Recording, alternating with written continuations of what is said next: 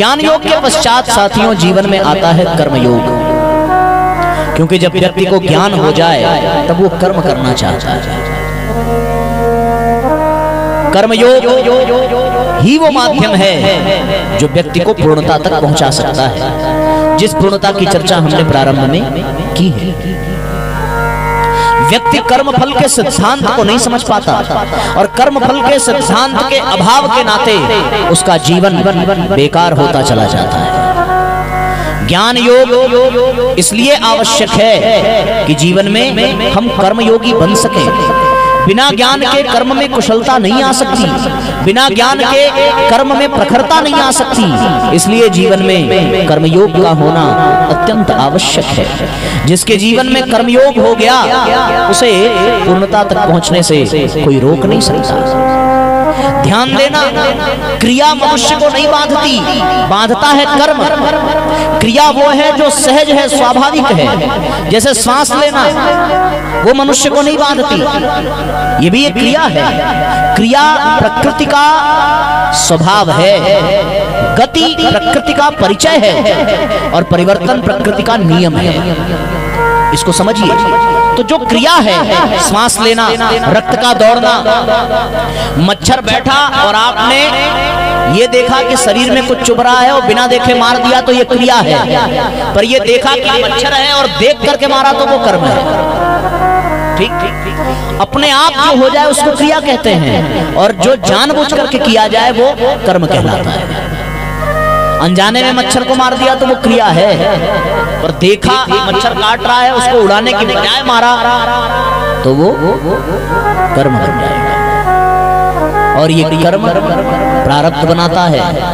ये कर्म यहीं से संस्कार की रचना होती है। तो क्रिया नहीं बांधती, कर्म बांधता है। कर्म का परिणाम जो होता है उसी को प्रारब्ध कहते हैं। उसको भोगना व्यवस्था ही है। यथा धेनु सहस्त्रेषु वत्सो गच्छतु मातरः, अर्थात हजारों गायों के बीच में जिस प्रकार बछड़ा अपनी माँ को पहचान लेता है, उसी प्रकार प्रारब्ध जो है कर्म करने वाले को पकड़ लेता है, उससे वो बच नहीं सकता। ग्रह नक्षत्रम न करोति शुभाशुभम, ग्रह और नक्षत्र शुभ अशुभ नहीं करते। करता कौन है? व्यक्ति स्वयं करता है। उसके अपने कर्म ही उसके जीवन के भोग को तय करते हैं। उसके जीवन में सुख है तो कर्मों के नाते, उसके जीवन में दुख है तो कर्मों के। काहु न को सुख दुख कर दाता, निज कृत कर्म भोग सब भ्राता। अपने ही कर्मों को हर व्यक्ति भोगता है। उसमें सुख और दुख जो आता है वो केवल और केवल अपने कर्मों का ही परिणाम है। एक व्यक्ति ने कर्म किया, उसका एक प्रारब्ध बना। एक कर्म किया, उसका एक फल मिला। जैसे जैसे कर्म करता गया वैसे वैसे वो फल के बंधन में बंधता चला गया। इसका मतलब ये है कि पुण्य भी व्यक्ति को बांधता है। यदि आपके बहुत पुण्य हैं तो भी और पाप हैं तो भी आपको बंधन में बंधना है, क्योंकि पुण्य का फल है स्वर्ग, पुण्य का फल है सुख। अब जब तक सुख होगा नहीं तब तक पुण्य का जो प्रारब्ध है वो बना ही रहेगा। उसी प्रकार पाप का फल है दुख, और जब तक दुख को भोगा नहीं तब तक वो बना ही रहेगा। कर्म के प्रारब्ध, कर्म का परिणाम तीन प्रकार का होता है। एक है क्रियमाण, और एक है प्रारब्ध, और एक है क्या? संचित कर्म। तीन प्रकार से। क्रियमाण का तात्पर्य ये है आपने जो किया उसका फल तुरंत मिल जाए, उसको क्रियमाण कर्म कहते हैं। जैसे आपने जहर पिया और मरे, ये तुरंत फल मिलेगा। आपने किसी को गाली दी, बदले में वो भी देगा तुरंत। अगर नहीं दिया तो बाद में ज्यादा भोगना पड़ेगा। इसलिए किसी को गाली देना तो हाथ जोड़ के कहना भैया तुम भी दे लो, ताकि आगे पाप न बने हमारा। यदि आपने किसी को झापड़ मारा और बदले में तुरंत मिल गया तो अपने आप को सौभाग्यशाली समझना कि आगे नहीं फंसोगे। और यदि वो बर्दाश्त कर गया तो फिर कई गुना भरना पड़ेगा। ठीक है। गाली केवल एक समय देने पर उसका फल नहीं मिलता, नहीं उसका भी तुरंत मिल जाता। हाँ, शादी में जब गाली गाते हैं तो गाली गवाही मिलता है, उसका भी फल तुरंत मिलता। ये क्रियमाण कर्म है। अर्थात वो कर्म जिसका फल तुरंत मिल जाए उसको क्रियमाण कर्म कहते हैं। वो कर्म जिसका फल तुरंत न मिले और उसका फल समाप्त होने की भी संभावना रहती है उसको संचित कर्म कहते हैं। संचित कर्म, जैसे आपने कोई ऐसा कार्य किया जो बिना मन के आपने किया, आपने मनोयोग से नहीं किया। उदाहरण के तौर पर आपने किसी के दबाव में किसी को अपमानित कर दिया, आपका मन नहीं था, आपने किसी को अपमानित किया किसी के दबाव में, तो ये संचित कर्म है। और इस प्रकार के संचित कर्मों को दान, पुण्य, तीर्थाटन आदि से काटा जा सकता है। जो कहते हैं साहब कि दान पुण्य करिए, अधिक से अधिक तीर्थ में जाइए, अधिक से अधिक दर्शन करिए, मंदिरों में जाइए, प्रार्थना करिए, ये सारे दान पुण्य तीर्थाटन आदि जितने भी हैं ये सब के सब संचित कर्म को काट देते हैं, इन संचित कर्मों को बढ़ने नहीं देते। आपने जो संचित कर्म है उसका ठीक विपरीत कार्य किया तो संचित कर्म कट जाएगा। लेकिन जब कोई कर्म आपने पूर्ण मनोयोग से किया, पूरी ईमानदारी से किया, जानबूझ करके किया, जैसे हिंसा, हत्या, अपमान करना, बलात्कार करना, ऐसे जितने भी कर्म आपने जानबूझ करके किए और उसका परिणाम आपको तुरंत न मिला, वो प्रारब्ध बनता है। उसको आप दान पुण्य करके, तप अनुष्ठान करके नहीं काट सकते। तप अनुष्ठान करने से आपके संचित कर्म कटेंगे पर प्रारब्ध नहीं कटता, क्योंकि प्रारब्ध काटने का केवल और केवल अधिकार परमात्मा को है। भावी मेट सकहि त्रिपुरारी, केवल शिव ही काट सकते हैं, केवल गुरु ही काट सकते हैं। तो हम अपने प्रारब्ध को कैसे कर रहे हैं? कर्म से ही प्रारब्ध बनता है। हमने काम किया उसका कुछ न कुछ फल मिलेगा, मिल गया तो ठीक, न मिला। अब आप ये समझिए कि कर्म के परिपाक को समाप्त करने के लिए, कर्म के बंधन को समाप्त करने के लिए उसको भोगना ही पड़ेगा और कोई रास्ता नहीं है। आप फिर कितना भी महामृत्युंजय का जाप करा लीजिए, पंडितों को बुला के कितना भी त्रिपिंडी करा लीजिए, कितना भी श्राद्ध करा लीजिए, कितना भी तर्पण करा लीजिए, कितना भी अनुष्ठान करा लीजिए, कितना भी जाप करा लीजिए, आप अपने प्रारब्ध को नहीं काट सकते। शास्त्र ये कहता है, परम पूज्य गुरुदेव ने ये लिखा है, उसको या तो काटने का दो तरीका है, या तो गुरु कृपा से वो कटेगा या फिर उसको भोगना ही पड़ेगा। बिना भोगे वो कट ही नहीं सकता। यदि कोई आपको कर्मकांड कराने वाला, कोई ब्राह्मण, कोई पुजारी आपको ये आकर के आश्वासन दे कि आप इतने महामृत्युंजय करा लीजिए और आपका ये कट जाएगा, ये असंभव है। वहां हो सकता है उस कर्म का प्रभाव अवश्य कमजोर कर दे, पर बाद में वो भोगना ही पड़ेगा, क्योंकि बिना भोगे उससे मुक्ति मिल नहीं सकती। हाँ, यदि कोई संत अपनी करुणा से अपने तप का एक अंश दे दे तब वो कट जाएगा, तो भी वो कटेगा नहीं। आपके बदले उस संत ने उस कर्म के भोग को अपने ऊपर ले लिया, वो भोगना ही पड़ेगा। चाहे आप भोगिए, चाहे आपके गुरु भोगें, भोगना पड़ेगा।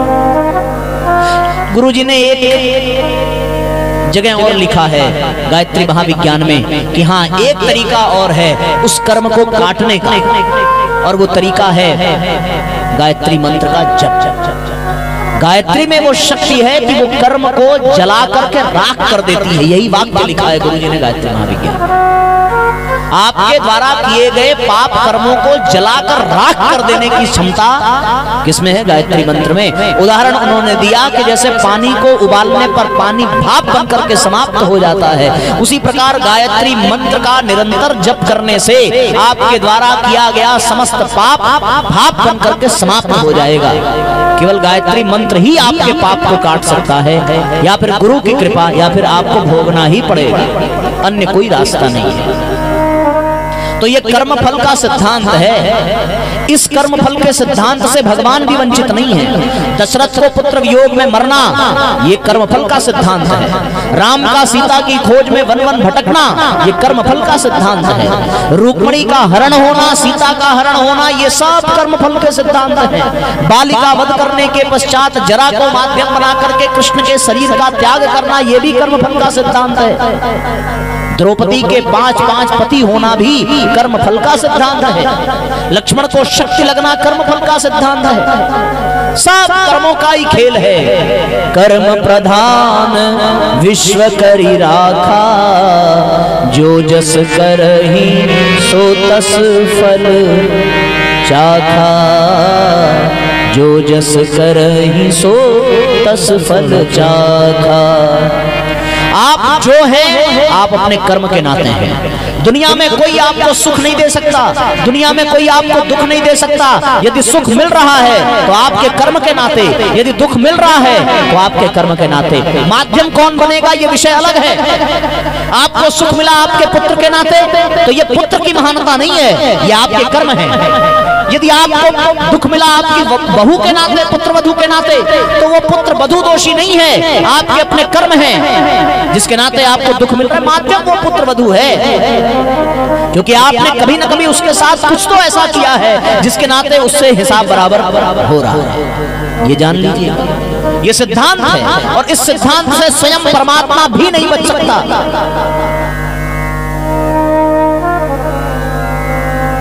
आपको उदाहरण देता हूं। आपने जालंधर के बारे में सुना होगा, वृंदा का पति तुलसी का जालंधर, और वो जालंधर भगवान शिव से युद्ध करता है।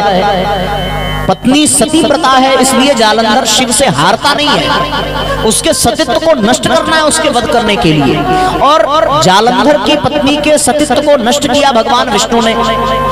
भगवान विष्णु से सहयोग मांगा शिव जी ने, शिव जी ने सहयोग मांगा। अब कर्म देखो बन गया, जालंधर का भी कर्म बना, शिव जी का भी बना और भगवान विष्णु का भी बना। वही जालंधर आगे चल करके रावण बना। और जालंधर का वध शिव जी ने किया था, तो उस रावण ने जीवन पर्यंत शिव जी को सताया। बस शिव जी का चेला था ना, और एक भी बात मानी शिव जी की कभी उसने। एक बार भगवान शिव और पार्वती कैलाश पर्वत पर बैठ करके बड़ी जरूरी बात कर रहे थे, इतने में बड़ा जोर का भूकंप आया। माँ पार्वती डर गई, भगवान ये क्या है? भगवान शिव मुस्कुराए, देवी कुछ नहीं है, हमारा चेला आया है। जब आता है तब कैलाश को ही उठा लेता है। मस्तक झुकाएगा तो उसका अपमान होगा, इसलिए कैलाश को उठाकर मस्तक पे लगाता है। एक पल शिव जी को चैन से रहने नहीं दिया उसने। क्यों? क्योंकि पिछले जन्म में शिव जी के द्वारा वो मारा गया था। जो शिव जी कहते उसी का विरोध करता, शिव द्रोही बन गया था वो राम का विद्रोह करते करते। फिर वो शिव जी ने राम से, विष्णु से सहयोग मांगा था, तो फिर हनुमान बन करके विष्णु के सेवक बने हैं, और वही विष्णु राम बने। सतीत्व नष्ट किया है उन्होंने जालंधर की पत्नी का, फिर वही जालंधर रावण बन करके राम की पत्नी का हरण करता है, और बिना सतीत्व नष्ट हुए भी सीता को अग्नि परीक्षा देनी पड़ी। ये कर्म का परिणाम है। बात यही नहीं रुकी, सीता का हरण करके समुद्र के बीच में सोने की लंका में ले गया। फिर वही जालंधर आगे चल करके शिशुपाल बना। शिशुपाल का एंगेजमेंट रुक्मिणी से हो गया था, मंगेतर थे वो। अब रावण ने इस बार जो कर्म किया उसको अगले जन्म में भरना पड़ा। जिस प्रकार उसने सीता हरी थी, फिर अगले जन्म में राम कृष्ण बने और कृष्ण ने रुक्मिणी का हरण किया। रावण भी हर करके ले गया था कहाँ? सोने की लंका में, समुद्र के बीच में। भगवान भी रुक्मिणी जी को हर कर ले गए कहा? सोने की द्वारिका में, समुद्र के बीच में। सब कर्मों का ही खेल है। इसलिए चेहरे पर हंसी आ जाए तो भगवान का धन्यवाद करना कि भैया पुण्य कोई होगा, और चेहरे पर आंसू आ जाए तो आंसू देने वाले को दोषी मत मानना, वरना एक और कर्म बन जाएगा। सावधान, एक और कर्म बन जाएगा यदि तुमने दुख देने वाले को दोषी माना तो। यदि आपको आपके बेटे से कष्ट मिलता है तो इसमें बेटे का गुनाह कम है, आपके अपने कर्म हैं। और यदि आपने बेटे को दोषी मान करके उसे बदले में दंडित किया तो आपका एक और कर्म बना। गहना कर्मणो गति, ये वाली पुस्तक पढ़ लेना। इतना खतरनाक है ये कर्म का जो क्रम है, ये किसी को नहीं छोड़ने वाला। जब भगवान जैसे लोग फंस गए, हमारी आपकी क्या विश्वास? कर्म फल का सिद्धांत। कर्म योग का तात्पर्य है कर्म करते हुए भी कर्म के बंधन से मुक्त हो जाना। ये हमने कर्मयोग की भूमिका बनाई है। कर्मयोग का तात्पर्य यही है कि हम कर्म तो करेंगे, क्योंकि कर्म से हम मुक्त नहीं हो सकते। जब तक हम जीवित रहेंगे तब तक कर्म करेंगे। यदि हम ये सोच लें कि हम संन्यास धारण कर लें, हम वैराग्य धारण कर लें, तो हमारा कर्म बंधन से मुक्ति हो जाएगी, ये संभव नहीं है। जो सन्यासी होगा वो भी कर्म करेगा, वो भी भोजन करेगा, वो भी पानी पिएगा, वो भी भ्रमण करेगा, वो भी लोगों से रिश्ते बनाएगा। वो सन्यासी भी कर्म से मुक्त नहीं हो सकता, वो वैरागी भी कर्म से मुक्त नहीं हो सकता। अंतर होगा केवल, सन्यासी है तो परिवार छोड़ेगा, पर शिष्यों का परिवार उसे मिलेगा कहां अलग हुआ, है ना? सन्यासी है तो ठीक है भाई, वो भोजन बनाएगा नहीं, पर भोजन मांगेगा तो। सन्यासी है महलों में नहीं रहेगा, पर झोपड़ी में तो रहेगा। तो जब झोपड़ी में रहना ही था, मांग करके खाना ही था, शिष्यों को परिवार में बनाना ही था, तो परिवार छोड़ने की क्या जरूरत थी? कौन बोला था छोड़ने के लिए? घर में रहते बिना मांगे मिलता, ऐसे मांगना पड़ रहा है। तो सन्यास में भी कर्म के बंधन कट जाएंगे, ऐसी बात नहीं है। कर्म का बंधन केवल और केवल कर्मयोग से ही कटता है। इसलिए कर्म के बंधन को काटने के लिए कर्मयोगी बनना पड़ेगा।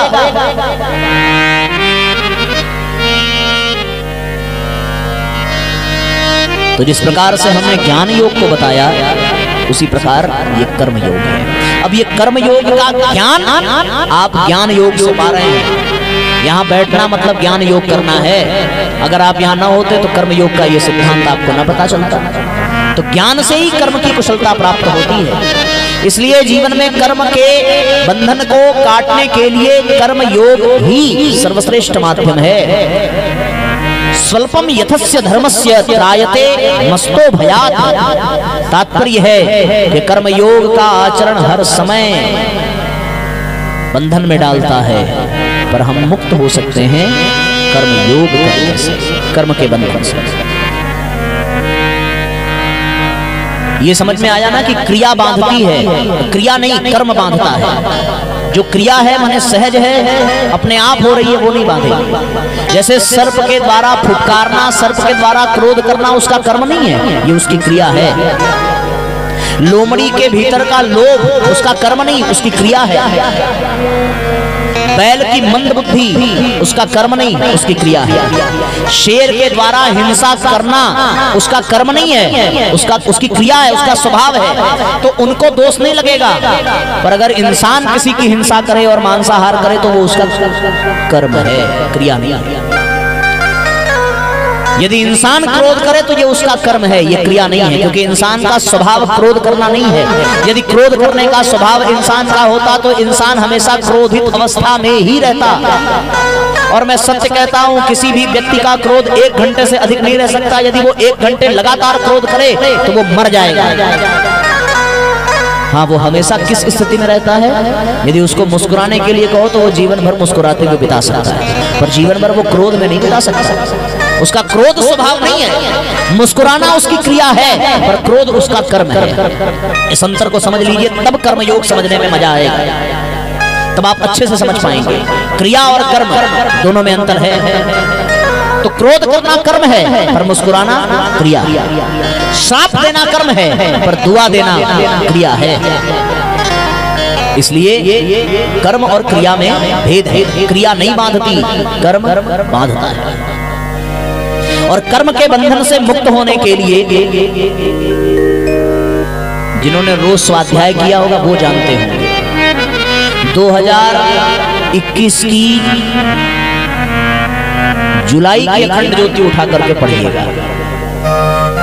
2021 की जुलाई की अखंड ज्योति में कर्मयोग के 7 उपाय बताए गए हैं। अगर आपने पढ़ा होगा, और पढ़ा ही नहीं होगा, अखंड ज्योति आती है, रखी रह जाती है, किसी कार्यक्रम में बंट जाती है, हम पढ़ते नहीं हैं। अगर हम भी ना पढ़ते तो आपको बता ना पाते। आप हमारे YouTube पर भी इसको सुन सकते हैं। कर्मयोग के 7 विधान बताए हैं अखंड ज्योति में, और उसमें पहला है असंग स्तोत कर्मणि, अर्थात आप कर्म करिए असंग होकर के, तल्लीन होकर के नहीं। यदि आप अपना कर्म कर रहे हैं और कर्म करते करते आप उसमें एकदम जुट गए, एकदम उससे अपेक्षा करने लगे, तो वो कर्म बंधन का कारण बनेगा। आप लोग कटहल की सब्जी खाए हो? है? बढ़िया लगता है। कौन से मौसम में आता है कटहल? आ गया। अच्छा, तो आपने देखा होगा कटहल को काटने से पहले हाथ में तेल लगाते हैं ना, ताकि कटहल चिपके ना। ठीक। उसी प्रकार जैसे कटहल के लाशे से बचने के लिए आप तेल लगाते हो, ताकि वो कटहल का जो उसका जो गोंद है वो आपके संग ना लग जाए, ऐसे ही कर्म करना चाहिए। फिर कौन सा, जैसे उसमें तेल लगाया तो फिर आप उसमें कैसे लगाएंगे? आप उसमें भगवत भाव का तेल लगा करके कर्म करें, तब जा करके आप उसमें वो कर्म आपको बांधेगा नहीं। आपने किसी को भोजन कराया तो मैंने कराया ये बांध लेगा, पर भगवान ने ये अवसर दिया है कि इसे मैं भोजन करा पाया, भगवान की बड़ी कृपा है, ये असंग होकर के कर्म करना है, ये कर्म बांधता नहीं है। और ऐसे ही कर्म को यज्ञ कहते हैं, यज्ञ बांधता नहीं है। और जो कर्म संग होकर के आदमी करता है वो मोह कहलाता है। और गोस्वामी जी ने लिखा है, मोह सकल व्याधीन कर सकल व्याधीन कर मूला, दिन ते पुनि उपजहि बहु सूला, दिन ते पुनि उपजहि बहु सूला। मोह में फंस करके कर्म करोगे तो वो कर्म बांधेगा, पर असंग होकर के कर्म करना है कि हमारा कर्तव्य था, हमारा उत्तरदायित्व था, इसलिए हमने किया। यदि उत्तरदायित्व समझ करके, जिम्मेदारी समझ करके, कर्तव्य समझ करके कर्म करें तो वो धर्म होगा, वो यज्ञ होगा, और वो आपके उत्थान का कारण बनेगा, बंधन का कारण नहीं बनेगा। ये पहला उपाय है। अपने आप को असंग होकर के कर्म में लगाइए। हम लोग जब गुरुजी का काम करते हैं तो असंग होकर के करते हैं, लगता है कि ये हमारी जिम्मेदारी है, पर घर का काम करते हैं तो ताना मारते हैं, महिलाएं अलग मारती हैं, भाई लोग अलग मारते हैं। हम ना होते ना तब पता चलता तुमको। पता नहीं कितने लोग ये कह करके चले गए और उनके जाने पर भी पता नहीं चला। न जाने कितनी महिलाएं ये कहती हैं कि आज मैं हूं इसलिए मेरी कदर नहीं है, मैं नहीं रहूंगी तब समझ में आएगा। अरे अगर ऐसा ही रहा होता तो दुनिया से कोई जाता ही नहीं। यदि वो गए और दूसरे आए तो इसका मतलब ही यही है कि किसी के जाने और किसी के आने से इस दुनिया पर कोई फर्क नहीं पड़ता। दुनिया आ रही है, दुनिया जाएगी। जो ये समझ लेते हैं कि हम नहीं होंगे तो क्या होगा, ये सोचो कि उनका क्या होगा, क्योंकि वो तो कर्म के बंधन में फंसे हैं। असंग होकर के कर्म करना चाहिए। एक दूसरा सूत्र दिया कि राग द्वेष वियुक्तस्तु, अर्थात राग और द्वेष से रहित होकर के कर्म करना चाहिए। किसी के प्रति अच्छा भाव हो, अपना भाव लगे तो वो राग है। किसी के प्रति मोह हो जाए, लगाव हो जाए तो वो राग है ना। कोई अच्छा लगने लगे उसको राग कहते हैं, कोई बुरा लगने लगे उसको द्वेष कहते हैं। अच्छा भाव हो तो राग, बुरा भाव हो तो द्वेष। भगवान गीता में ये कहते हैं कि अच्छे भाव से भी यदि तुमने कर्म किया तो वो बांधेगा, बुरे भाव से किया तो वो बांधेगा, क्योंकि आपने राग और द्वेष के कारण कर्म किया। इसलिए योग क्या कहता है, समत्वम योग उच्यते, समान भाव से सुख दुख समय कृत्वा लाभा लाभो जया जयो, अर्थात समभाव से आपको कर्म करना है। न राग में करिए न द्वेष में करिए। भगवान ने जब अंगद को रावण के पास भेजा तो ये कहकर के भेजा कि काज हमार तासु हित होई, काम मेरा हो जाए पर रावण का हित हो। रावण का हित हो ये भाव यदि किसी शत्रु में है तो इसका मतलब वो राग और द्वेष में नहीं है, इसका मतलब वो समभाव में है। उसके लिए उसका शत्रु भी समान है, उसका मित्र भी समान है।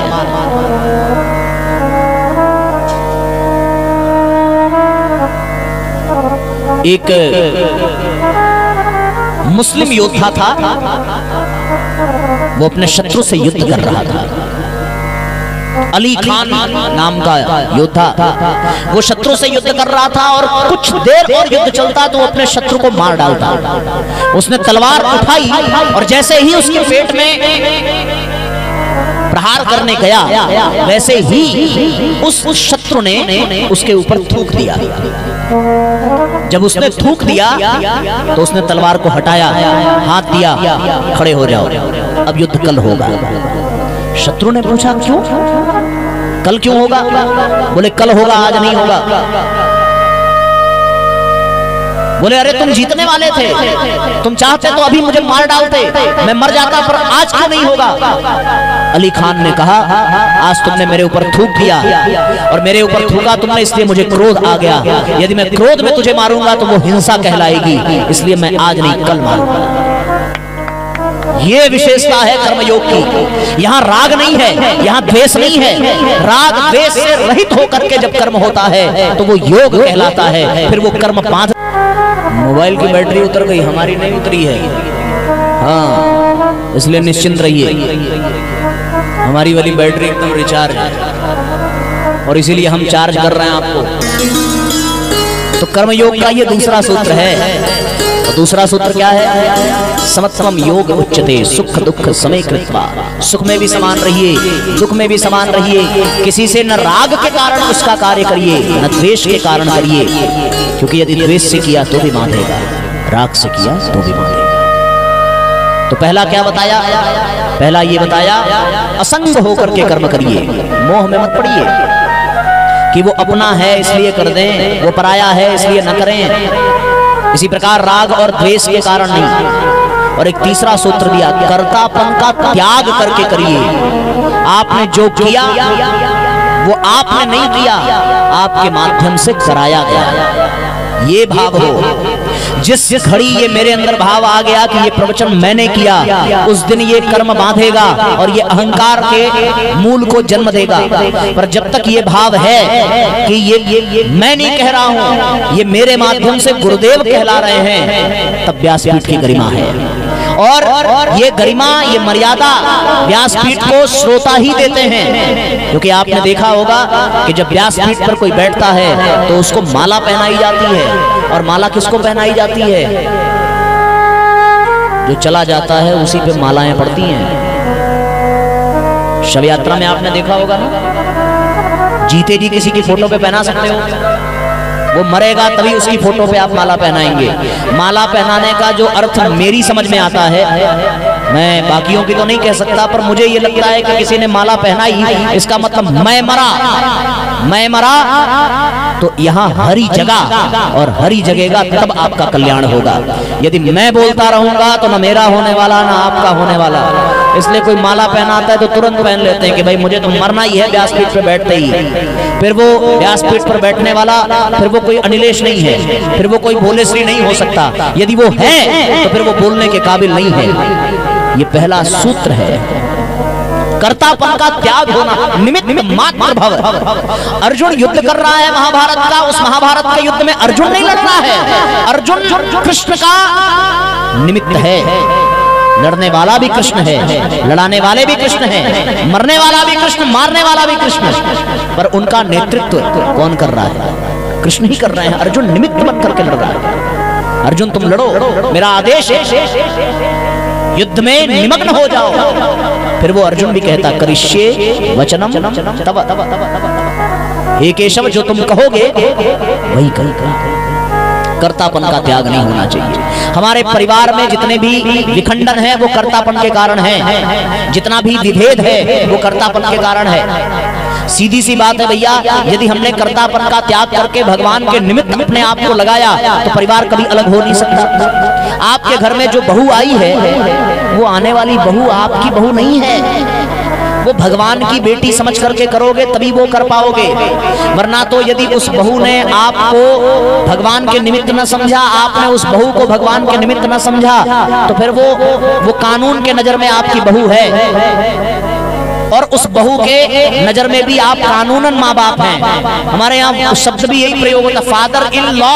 सच में फादर नहीं है, इन लॉ माने कानून के नजर में ये बाप है। Mother in law, sister in law, brother in law, और फिर सास भी कहती है डॉटर इन लॉ।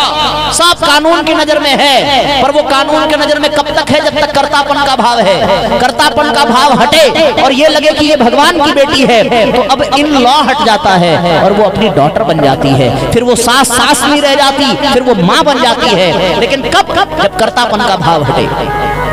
नहीं तो फिर यही कहती है कि मैंने तो इतना किया इनके लिए, इन्होंने किया ही क्या है?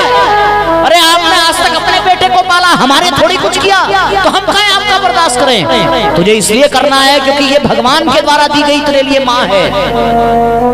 ऐसा भाव हो तब बात बनेगी, कर्तापन का भाव।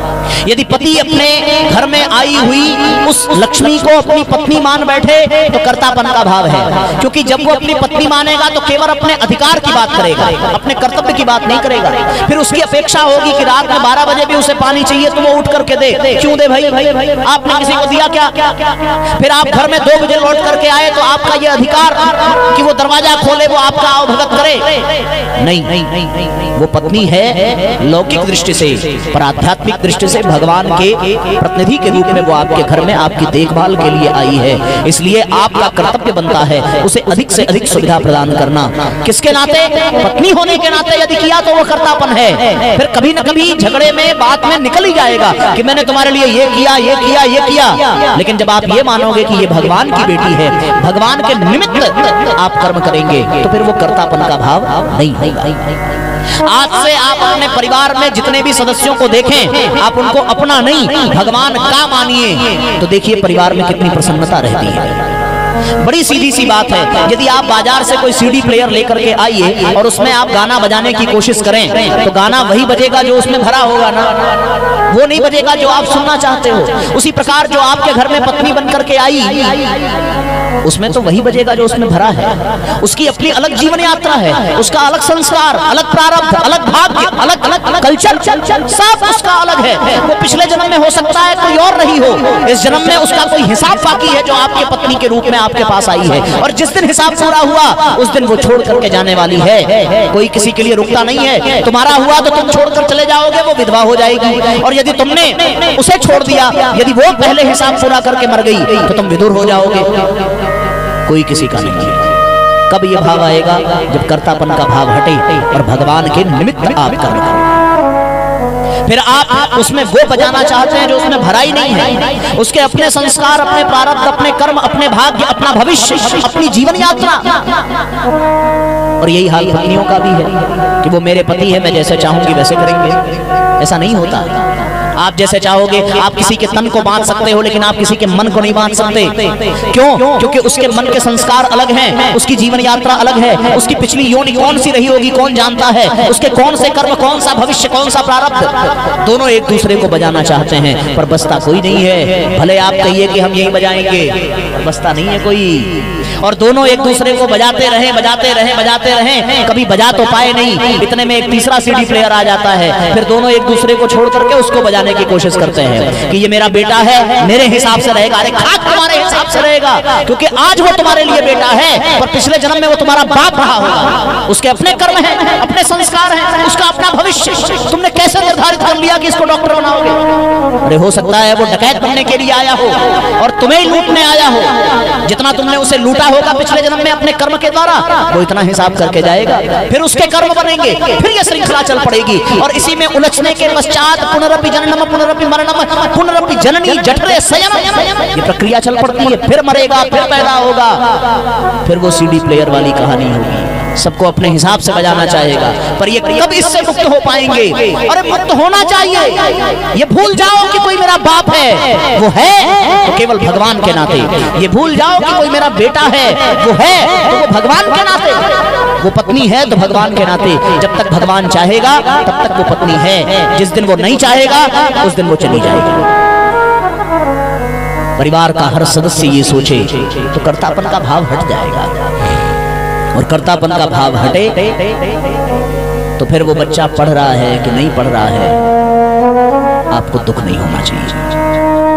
हाँ, लौकिक दृष्टि से अवश्य चिंतित होइए और उसी भगवान से प्रार्थना करिए कि प्रभु आपने मेरी झोली में डाला है और आपने ये जिम्मेदारी दी है कि मैं इसे योग्य बनाऊं, पर मैं बहुत प्रयास कर रहा हूं, ये नहीं बनता। अब जिम्मेदारी आपकी।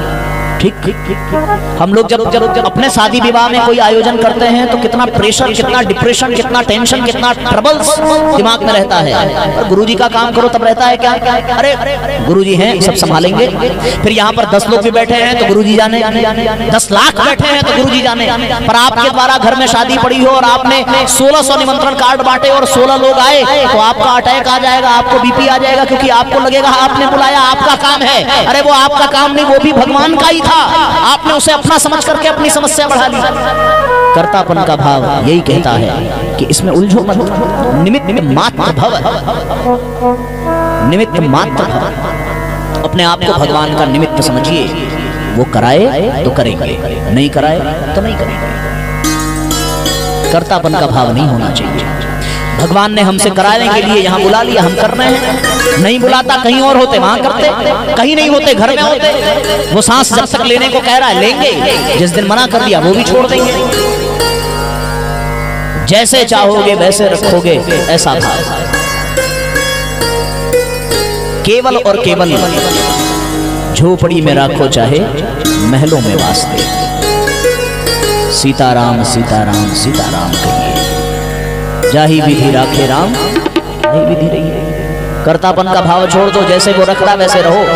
यदि तुम्हारे जीवन में तुम्हें किसी अनाचारी अत्याचारी लड़के के बाप होने की भूमिका निभानी है तो उसको भी मौज में निभाइए, उसको भी आनंद में निभाइए कि हाँ भाई भगवान ने इस जन्म में हमें किसी भ्रष्टाचारी के बाप बनने की भूमिका दी है। इस भाव से निभाओ तो कभी कष्ट होने वाला नहीं है।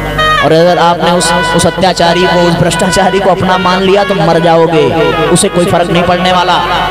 वो पढ़ेगा कि नहीं पढ़ेगा ये भगवान पर छोड़िए। लेकिन हाँ, छोड़ने का तात्पर्य ये नहीं है कि अकर्मण्य हो जाइए। अकर्मण्य से भी वो कर्म बढ़ेगा, अकर्मण्य नहीं होना है। ये नहीं कि अब तो ये भगवान की मर्जी, चाहे जो मन वो करे। आपका अपना त्याग, अपना पुरुषार्थ, अपना समर्पण होना चाहिए, तभी तो आप कर पाएंगे। हम लोग ये कहते हैं ना कि गुरुजी का काम कर रहे हैं, तो गुरुजी का काम कर रहे हैं, गुरुजी के निमित्त होकर के कर रहे हैं, छोड़ नहीं देते। क्या गुरुजी का काम है कुर्सी गुरुजी लगाएंगे, गुरुजी का काम है हवन कुंड की तैयारी, यज्ञशाला की तैयारी गुरुजी करेंगे।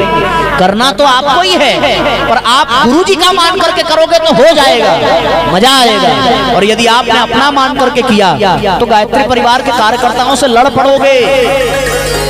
अकेले सवेरे से 9 कुंड लगाना था, अभी तुम आ रही हो, आज तक दिखी नहीं, आपस में ही मर जाओगे। अरे वो नहीं आई, उसका अलग अलग कमिटमेंट है गुरुदेव के साथ साथ। हम लोग पीछे पड़ जाते हैं कार्यकर्ताओं के, तुम तो समय देती नहीं हो। अरे उसके जीवन में क्या घट रहा है तुम्हें क्या पता, वो तो गुरुजी जाने।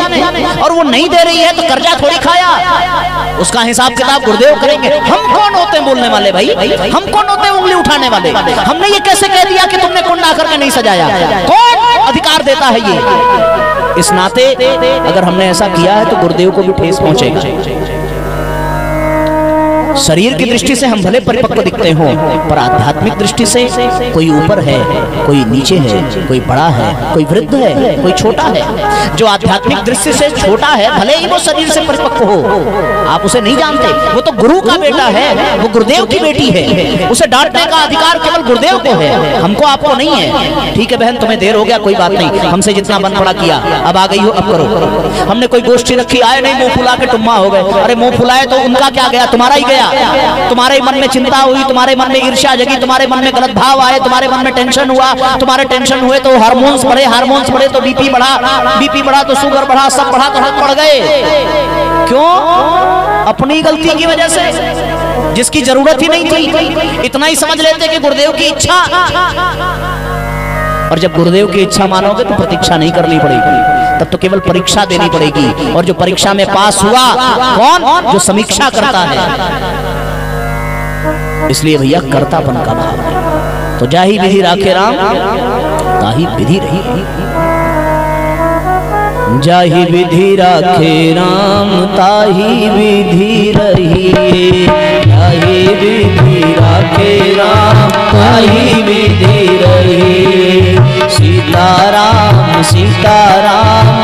सीताराम कहिए।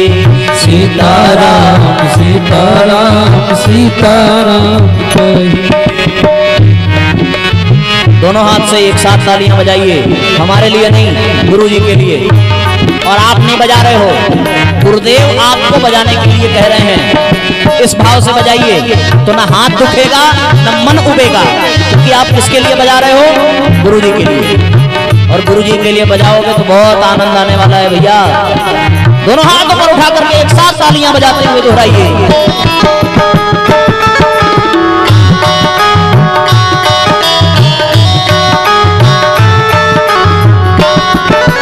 मुख में हो राम नाम, राम सेवा हाथ में। मुख में हो राम नाम, राम सेवा हाथ में। मुख में हो राम नाम, राम सेवा हाथ में। मुख में हो राम नाम, राम सेवा हाथ में। तू अकेला नहीं प्यारे राम तेरे साथ में। तू अकेला नहीं प्यारे राम तेरे साथ में। विधि का विधान जान, विधि का विधान जान, हानि लाभ सही ये। यही विधि राखे राम, यही विधि रहिए। यही विधि राखे राम, यही विधि रहिए। सीताराम सीताराम सीताराम कहिए। यही विधि राखे राम, यही विधि रहिए। यही विधि राखे राम, यही विधि रहिए।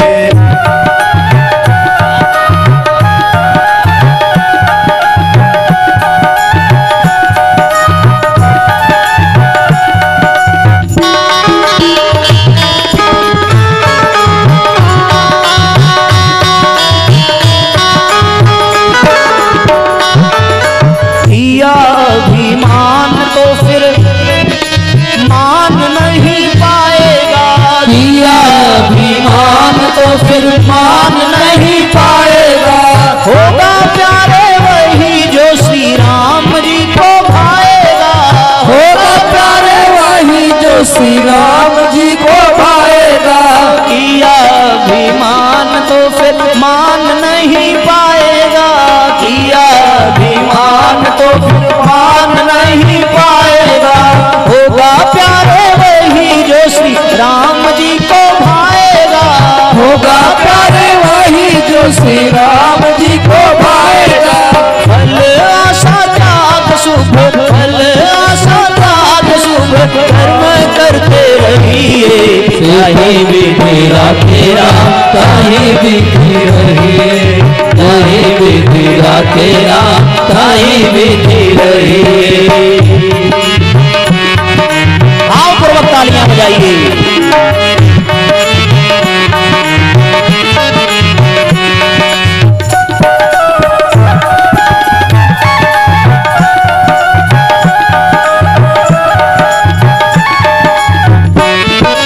जिंदगी की डोर सौंप हाथ दीनानाथ के।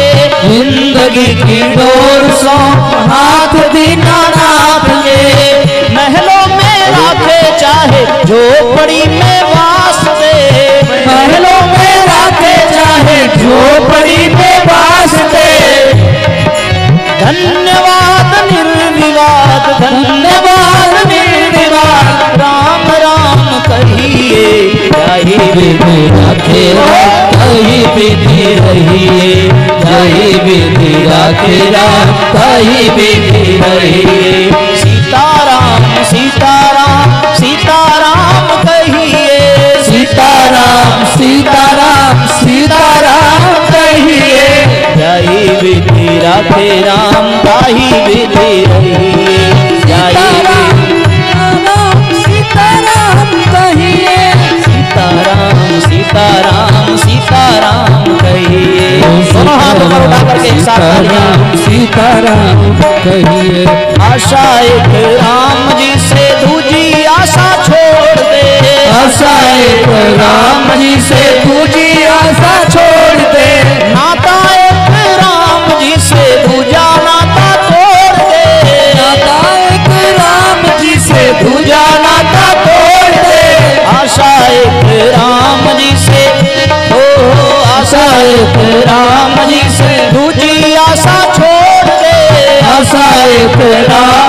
से दूजी आशा छोड़ दे, नाता एक राम जी से दूजा नाता तोड़ दे, आशा एक राम जी से दूजा नाता तोड़ दे।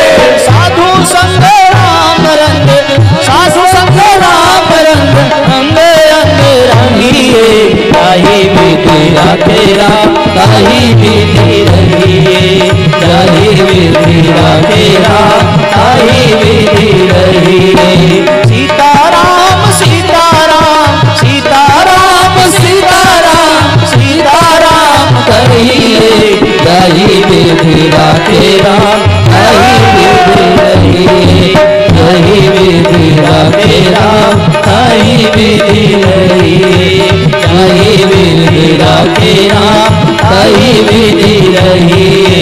फल आशा त्याग शुभ, फल आशा त्याग शुभ, कर्म करते रहिए, ताही विधि तेरा, ताही विधि रहिए। दोनों हाथ ऊपर उठाइए, एक साथ तालियां बजाइए।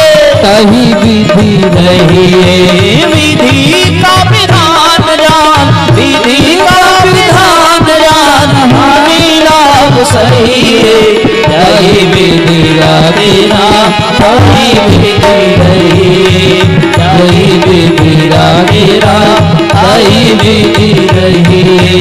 सीताराम सीताराम सीताराम कहिए। बोलिए सियावर रामचंद्र की, बोलिए परम पूज्य गुरुदेव की।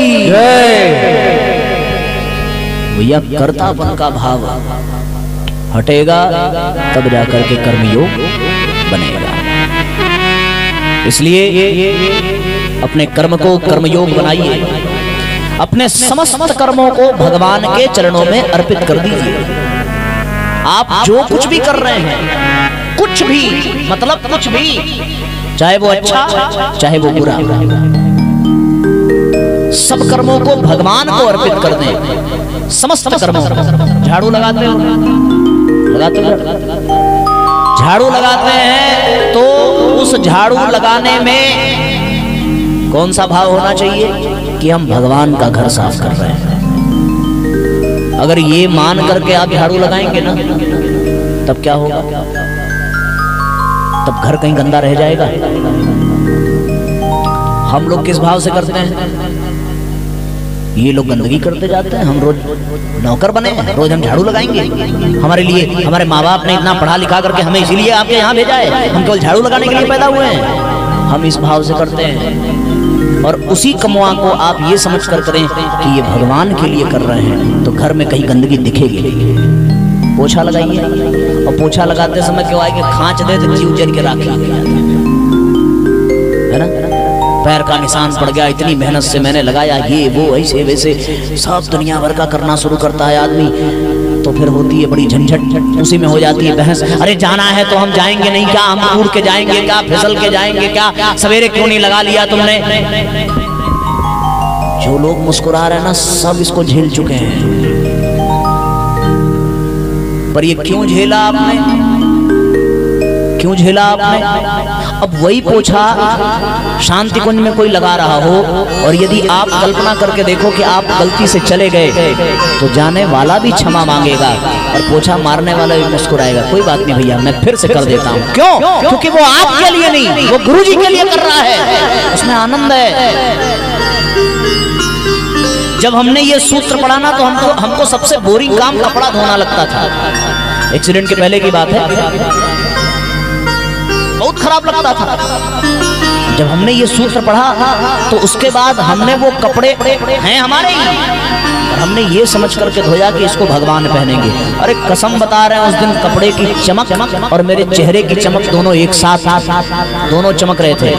मुझे लगा कि मैंने भगवान का काम किया है। और सीधी सी बात है, गुरुजी यदि कहते हैं कि नमक छोड़ दो, मीठा छोड़ दो, तो नहीं छूटता। क्यों भैया? क्योंकि गुरुजी ने कहा नहीं छूटेगा। डॉक्टर कहते कि अब अगर खाए तो गए उसके बाद तो खिलाए आदमी ना, नहीं नहीं भाई साहब हमने आजकल मीठा छोड़ दिया है। अरे उस दिन कहाँ गए थे जब गुरुजी ने मना किया था? तो इतना ही तो कहा था कि रविवार को मत खाना, तो छोड़ना पड़ता, वो खुद ही छूट जाता। बर्खास्त करने से अच्छा इस्तीफा देना है। भगवान ने बर्खास्त कर दिया, आप खाने लायक नहीं हो, इससे अच्छा पहले इस्तीफा दे देते तो इज्जत बची रहती। ये कहने में कि डॉक्टर ने मना किया शर्म आनी चाहिए। ये कहते कि गुरुजी ने मना किया है तो वो आपका तप बन जाता, उससे सिद्धियां मिलती। और डॉक्टर के पास गए, पैसा भी लिया, मना भी कर दिया। ले भगवान के लिए करते तो छूट जाता, अपने लिए कष्ट देता है। अपनों के लिए करोगे, स्वजनार्पित होकर के करेंगे तो वो दुख का कारण बनेगा। ईश्वरार्पित होकर के करेंगे तो उसी में सुख मिलेगा। जरा सोचो, अपने पटीदार के लिए भगत सिंह चढ़े थे फांसी पे, तब वो चढ़ पाते क्या? वो किसके लिए चढ़े? भारत माता के लिए चढ़ गए। इसलिए भगवान को समर्पित होकर के सारा काम भगवान को समर्पित होकर के करें। यत् करोषि यदस्नासि यज्जुहोसि ददासि यत् पश्यसि कौन्तेय तत्कुरुष्व मदर्पणम। मुझे अर्पित करके जो करते हो, जो खाते हो। काहे गुरुजी ने कहा गायत्री मंत्र पढ़ने के लिए? कभी सोचा? अरे इसलिए कि तुम जो खा रहे हो तुम नहीं खा रहे हो, तुम्हारे भीतर बैठा हुआ भगवान खा रहा है। जैसे हम गायत्री मंत्र पढ़ के स्वाहा स्वाहा करते हैं ना, आपने वो कल्प साधना की होगी तो उसमें देखा होगा, जिन्होंने किया होगा तो उसमें शुरुआत के 5 निवाले 5 मंत्र पढ़ करके पंच प्राण को आहुति के रूप में खिलाए जाते हैं। ऐसे खिलाया जाता है। आपने एक निवाला तोड़ा, वो निवाला जिसमें कोई मिर्च मसाला प्याज लहसुन ना हो, भोजन का वो अंश आप उठाते हैं। ओम प्राणाय स्वाहा ऐसे करके खाना है। ओम अपानाय स्वाहा, ओम व्यानाय स्वाहा। 5 निवाले पंच प्राण के लिए 5 आहुति के रूप में भोजन किया जाता है। इसका मतलब भोजन भी आपने किया तो वो अपने लिए नहीं, भगवान के लिए। आपके भीतर बैठा हुआ भगवान भोजन करेगा और इस भाव से करोगे तो वही खाओगे जो भगवान को पसंद है, वो नहीं खाओगे जो तुम्हें पसंद है। और जो तुम अपने पसंद का नहीं खाओगे, भगवान के पसंद का खाओगे तो कभी बीमार नहीं पड़ सकते। हम लोग अपने पसंद का खा लेते हैं। कुल मिलाकर के कहने का तात्पर्य है, सब धर्मों के भेद भुलाकर एक मेरा शरणागत हो जा। मैं हर पाप से मुक्ति दूंगा, शोक न कर मेरी भक्ति में खो जा। सब धर्मों के भेद भुलाकर, धर्मों अधर्मों के भेदों से न्यारे अमर है गीता के बोल सारे। हे नाथ नारायण वासुदेवा, श्री कृष्ण गोविंद हरे मुरारे। हे नाथ नारायण वासुदेवा, हे नाथ नारायण वासुदेवा। सब धर्मों के भेद भुलाकर एक मेरा शरणागत हो जा। मैं हर पाप से मुक्ति दूंगा, शोक न कर मेरी भक्ति में खो जा। शोक न कर मेरी भक्ति में खो जा। धर्मों अधर्मों के भेदों से न्यारे अमर है गीता के बोल सारे। हे नाथ नारायण वासुदेवा, श्री कृष्ण गोविंद हरे मुरारे। हे नाथ नारायण वासुदेवा, हे नाथ नारायण वासुदेवा, हे नाथ नारायण वासुदेवा। अपने कर्म को भगवान के चरणों में अर्पित करें। यदि तुमने अपने कर्म को भगवान को अर्पित किया तो तुम्हारा देखना दर्शन बन जाएगा, तुम्हारा चलना प्रदक्षिणा बन जाएगी, तुम्हारा करना यज्ञ बन जाएगा, तुम्हारा सोचना ध्यान बन जाएगा, तुम्हारा बोलना प्रवचन बन जाएगा, सत्संग बन जाएगा, तुम्हारा सुनना कीर्तन बन जाएगा, तुम्हारा खाना प्रसाद बन जाएगा, तुम्हारा पीना चरणामृत बन जाएगा। ये कब होगा? जब हम भगवान को अर्पित होकर के करेंगे। हम कोई भोजन बनाते हैं और उस भोजन को हमने खाया, एक तो वो भोजन खाना और दूसरा प्रसाद बना करके खाना, दोनों में कितना सूक्ष्म अंतर है। भोजन यदि जमीन पर गिर गया तो हम छोड़ देते हैं, प्रसाद जमीन पर गिर गया तो झाड़ करके फिर खा लेते हैं। भोजन यदि कम पड़ गया तो छीन लेते हैं, प्रसाद यदि कम पड़ गया तो प्रसन्न हो जाते हैं। हमारे घर आज प्रसाद कम पड़ गया, इतने लोग आए, और फिर बची हुई उंगलियों में लगे हुए वो बेसन के लड्डू के दाने चाट कर जो तृप्ति मिलती है, उसका आनंद आपको भोजन छीन कर खाने में कभी नहीं मिल सकता। प्रसाद बांट करके खाता है, कम पड़ जाए तो खुशी है, भोजन कम पड़ जाए तो दुख है। एक और बात बताऊं, भोजन तमो गुण को बढ़ाता है, पर वही भोजन भगवान को भोग लग जाए और उसको प्रसाद भाव से खाइए तो फिर वो प्रसाद सतो गुण को बढ़ाता है। प्रसाद का तात्पर्य है प्र यानी प्रभु, स यानी साक्षात, द यानी दर्शन। जो प्रसाद प्रभु के साक्षात दर्शन कराता है। इसलिए कोई तीर्थ यात्रा पर नहीं जा पाया, लौटने लगा तो कहता है भैया तुम प्रसाद ही ले आना, मुझे दर्शन मिल जाएगा। वो प्रसाद का इतना महत्व है। क्यों? वो प्रसाद भी भोजन ही है, वो प्रसाद भी अन्न ही है, पर वो भगवान को अर्पित होकर के आया तो प्रसाद बन गया। उसी प्रकार आपके सारे कर्म यदि भगवान को अर्पित हो जाएं तो वो कर्म प्रसाद बन जाते हैं, और उस प्रसाद को जब परमात्मा ग्रहण करता है तो तुम्हारा उद्धार निश्चित हो जाएगा। यही कर्म योग का रहस्य है। एक अंतिम सूत्र और बता दिया, उसके बाद हम लोग आरती करेंगे। कर्मण्येवाधिकारस्ते मां फलेषु कदाचन मां कर्मफल हेतुर्भु माते संगोस्तु कर्मणः। अर्थात कर्म करो पर फल की चिंता मत करो।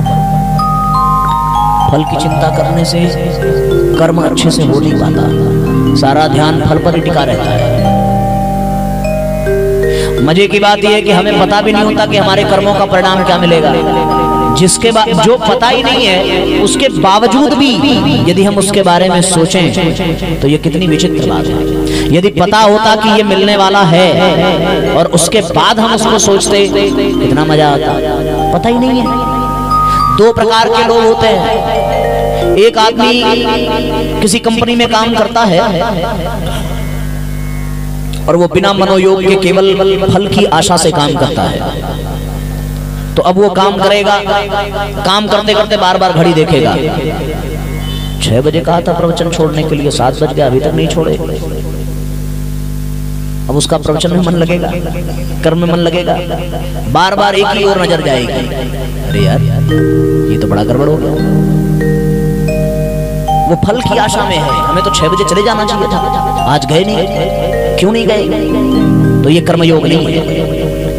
और एक दूसरा है जो अपने काम में इतना तल्लीन है कि उसे समय का भान ही नहीं है, और इस नाते वो इतना प्रसन्नता से काम करता है कि उसका मालिक भी उस पर प्रसन्न होता है। मालिक प्रसन्न हुआ तो अपने आप बोनस बढ़ा देता है। और दूसरा वाला हमेशा छुट्टी की प्रतीक्षा करता रहेगा, अब छुट्टी हो, अब जल्दी हो। इस नाते उसका काम में मन भी नहीं लगेगा, पूरे समय वो कुड़ता रहेगा कि कितना काम पड़ रहा है, एक बार भी वो प्रसन्न नहीं होगा। और दुखी मन से जितने भी काम करेगा सबके बेकार परिणाम ही आएंगे। पर दूसरा वाला जो है काम को आनंद में करेगा, मस्ती में करेगा, समय का उसको भान नहीं, करता चला जाएगा। इसलिए कर्म करते समय कर्म के फल की चिंता मत करिए, जो मिलने वाला है मिलके ही रहेगा। तुम्हारे हिस्से का जो है वो कोई छीन नहीं सकता। तुम्हारे हिस्से में जो नहीं है वो तुम्हें भगवान भी नहीं दे सकता। इसलिए कर्म फल की फल आशा त्याग कर्म करते रहिए। सीताराम सीताराम।